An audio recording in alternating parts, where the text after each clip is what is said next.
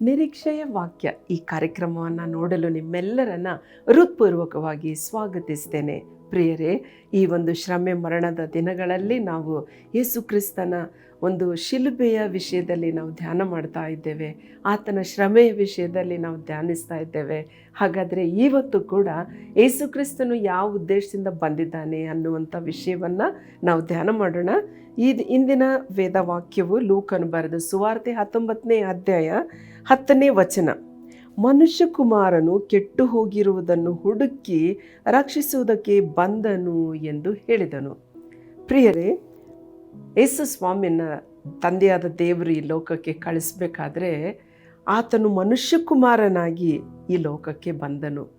ಮನುಷ್ಯರು ನಾವು ಪಾಪ ಮಾಡಿ ಅನೇಕ ತಪ್ಪುಗಳನ್ನ ಮಾಡ್ತಾ ಇರ್ತೇವೆ. ಸುಳ್ಳು ಹೇಳ್ತೇವೆ, ಕೋಪ ಮಾಡ್ಕೊಳ್ತೇವೆ, ದ್ವೇಷ ಮಾಡ್ತೇವೆ, ಹಾಗೆತನ, ಬಂಡತನ, ನಾಚಿಕೆಡ್ತನ, ಆಮೇಲೆ ಅನೇಕ ತಪ್ಪುಗಳು ಅಂದರೆ ಹೊಟ್ಟೆ ಕಿಚ್ಚು, ಕೊಲೆ, ಹಾದರ, ಇವೆಲ್ಲವುಗಳನ್ನ ನಾವು ಮಾಡುವಾಗ ಮನುಷ್ಯಕುಮಾರನಾಗಿ ಬಂದಿರುವಂಥ ಯೇಸು ಸ್ವಾಮಿ ಆತನು ಪ್ರಪಂಚದಲ್ಲಿರುವ ಈ ಒಬ್ಬ ಪಾಪಿಗಳ ಒಂದು ಜೀವಿತಗಳನ್ನು ನೋಡಿ ಆತನು ಮನಮರುಗಿದನೇ ಹೊರತು ಆತನು ನ್ಯಾಯ ತೀರ್ಪು ಮಾಡುವುದಕ್ಕೆ ಬರಲಿಲ್ಲ. ಆಗಿನ ಕಾಲದಲ್ಲಿ 2026 ವರ್ಷಗಳ ಹಿಂದೆ ಪಾಪಿ ಅಂತಂದ್ರೇ ಸುಂಕದವರು, ಸುಂಕ ವಸೂಲಿ ಮಾಡುವವರು, ಅವ್ರನ್ನ ಯಾರೂ ಇಷ್ಟಪಡ್ತಿರ್ಲಿಲ್ಲ. ಯಾಕೆಂದರೆ ಅವರು ಮೋಸ ಮಾಡ್ತಾಯಿದ್ರು, ಅನ್ಯಾಯವಾಗಿ ದೋಚ್ಕೊಳ್ತಾ ಇದ್ದರು, ಭಯಂಕರ ಐಶ್ವರ್ಯವಂತರಾಗ್ತಾ ಇದ್ದರು. ಆದರೆ ಯಾರೂ ಅವರಿಗೆ ರೆಸ್ಪೆಕ್ಟ್ ಕೊಡ್ತಿರಲಿಲ್ಲ. ಅದೇ ರೀತಿಯಲ್ಲಿ ವ್ಯಭಿಚಾರ ಮಾಡುವಂಥದ್ದು ಇನ್ನೊಂದು ದೊಡ್ಡ ಪಾಪವಾಗಿತ್ತು. ಕಲ್ಲೆಸೆದು ಕೊಲ್ಲಬೇಕು ಅಂತ ಮೋಶೆ ಧರ್ಮಶಾಸ್ತ್ರ ಹೇಳ್ತಾ ಇತ್ತು. ಆದರೆ ಯೇಸು ಸ್ವಾಮಿ ಅನೇಕ ಈ ಪಾಪಿಗಳು ಎನಿಸಿಕೊಳ್ಳುವವರನ್ನು ಹುಡುಕಿ ರಕ್ಷಿಸುವುದಕ್ಕೆ ಬಂದಿದ್ದಾರೆ ಅನ್ನುವಾಗ ಈ ಒಬ್ಬ ಸತ್ಯಾಂಶವು ಈ ಪ್ರಪಂಚದಲ್ಲಿ ಯಾರೂ ಒಪ್ಪುವುದಿಲ್ಲ. ಯಾಕೆಂದರೆ ಒಳ್ಳೇದು ಮಾಡಿದರೆ ಸ್ವರ್ಗ, ಕೆಟ್ಟದ್ದು ಮಾಡಿದರೆ ನರಕ ಅನ್ನುವಂಥದ್ದೇ ನಮ್ಮ ಒಂದು ನಂಬಿಕೆ ಮತ್ತು ಅನೇಕ ಪ್ರಪಂಚದಲ್ಲಿರುವ ಜನರು ನಂಬುವಂಥದ್ದಾಗಿದೆ. ಆದರೆ ಯೇಸು ಹೇಳ್ತಾನೆ, ನೀನು ತಪ್ಪು ಮಾಡಿದ್ದೀಯಾ, ಆದರೆ ನಾನು ಶಿಕ್ಷಿಸುವುದಿಲ್ಲ, ನಾನು ನಿನ್ನ ನಾಶ ಮಾಡುವುದಿಲ್ಲ. ಆದರೆ ನೀವು ಮಾಡಿದ ತಪ್ಪಿಗೆ, ನಾನು ಮಾಡಿರೋ ತಪ್ಪಿಗೆ ಯೇಸು ಹೇಳ್ತಾರೆ, ನಾನು ಅದನ್ನು ಸಹಿಸ್ತೇನೆ, ನಾನು ಅದನ್ನು ಹೊರ್ತೇನೆ, ನಿನ್ನ ಶಿಕ್ಷೆಯನ್ನು ನಾನು ಹೊತ್ಕೊಳ್ತೇನೆ ಅಂತ ಹೇಳ್ತಾರೆ. ಅದಕ್ಕೆ ಆತನು ಬಂದಿರುವಂಥ ಒಂದು ಉದ್ದೇಶ ಏನು ಅನ್ನುವಾಗ, ಮನುಷ್ಯಕುಮಾರನು ಕೆಟ್ಟು ಹೋಗಿರುವುದನ್ನು ಹುಡುಕಿ ರಕ್ಷಿಸುವುದಕ್ಕೆ. ಈ ಕುಳ್ಳ ಜಕ್ಕಾಯನ ಒಂದು ಜೀವನದಲ್ಲಿ ಆತನ ಮನೆಗೆ ಯೇಸುಸ್ವಾಮಿ ಹೋದಾಗ ಆತನು ಪರಿಪೂರ್ಣವಾದ ಮಾರ್ಪಟ್ಟು ಆತನು ತನ್ನಲ್ಲಿರುವಂಥ ಆಸ್ತಿಯನ್ನು ಅರ್ಧ ಭಾಗ ಬಡವರಿಗೆ ಕೊಡ್ತಾನೆ.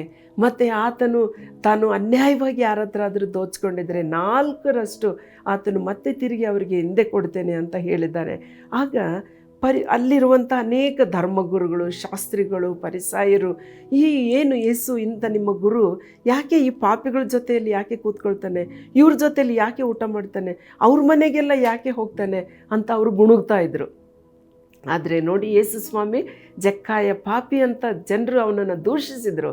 ಆದರೆ ಯೇಸು ಸ್ವಾಮಿ ಅವ್ರ ಮನೆಯಲ್ಲೇ ಹೋಗಿ ಆತನ ಜೊತೆಯಲ್ಲಿ ಊಟ ಮಾಡುವಾಗ ಆ ಒಂದು ಪ್ರೀತಿ, ಆ ಒಂದು ಮಾತು, ಯೇಸು ಕ್ರಿಸ್ತನ ಪ್ರಸನ್ನತೆ, ಆ ಇಡೀ ಜಕ್ಕಾಯನ ಜೀವನವೇ ಬದಲಾಯಿತು. ಮತ್ತು ಅವನ ಮನೆಯಲ್ಲಿ ಅನೇಕ ಸುಂಕದವರು ಸೇರಿರ್ಬೋದು. ಇಡೀ ಕುಟುಂಬನೇ ರಕ್ಷಣೆ ಮಾರ್ಗಕ್ಕೆ ಬಂದಿರೋದನ್ನು ನಾವು ನೋಡ್ತೇವೆ. ಹಾಗಾದರೆ ಪ್ರಿಯರೇ, ಯೇಸು ಸ್ವಾಮಿ ಬಂದ ಉದ್ದೇಶ ಮನುಷ್ಯಕುಮಾರನು ಕೆಟ್ಟು ಹೋಗಿರುವುದನ್ನು ಹುಡುಕಿ ರಕ್ಷಿಸುವುದಕ್ಕೆ ಬಂದನು ಎಂದ ಮೇಲೆ ನೀವು ಅನೇಕ ತಪ್ಪುಗಳನ್ನ ಮಾಡಿರ್ಬೋದು. ನಮಗೆ ಗಿಲ್ಟಿಯಾಗಿ ಫೀಲ್ ಆಗ್ತಾ ಇರ್ಬೋದು. ಅಯ್ಯೋ, ನನ್ನ ಜೀವನ ವ್ಯರ್ಥ ಆಯಿತು ಅಂತೇಳಿ ನಾವು ಒಂದು ವೇಳೆ ನಾವು ಮಾಡಿರೋ ತಪ್ಪುಗಳನ್ನೇ ನಾವು ಜ್ಞಾಪಕ ಮಾಡಿಕೊಂಡು ದುಃಖ ಪಟ್ಕೊಂಡು ಸಮಾಜದಲ್ಲಿ ನಮಗೆ ಮರ್ಯಾದೆ ಹೋಯಿತು ಅನ್ನುವಂಥದ್ದನ್ನು ಬಿಟ್ಟು ಯೇಸು ಸ್ವಾಮಿನೇ ಈ ದಿವಸ ನಾವು ಆಹ್ವಾನಿಸೋಣ ನಮ್ಮ ಹೃದಯದಲ್ಲಿ. ಅಪ್ಪ, ನೀನು ಬಾ ಎಂಬುದಾಗಿ ಆತನು ನಮ್ಮನ್ನು ರಕ್ಷಿಸ್ತಾನೆ. ಬನ್ನಿ ಪ್ರಾರ್ಥನೆ ಮಾಡೋಣ.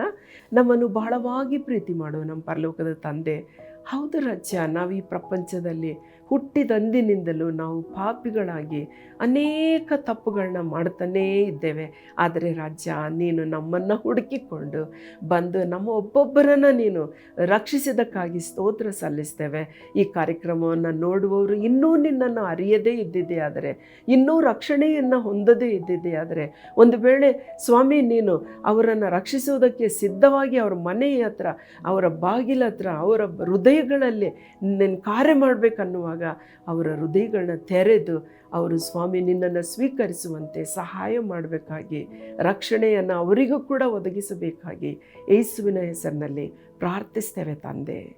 ಆಮೇನ್.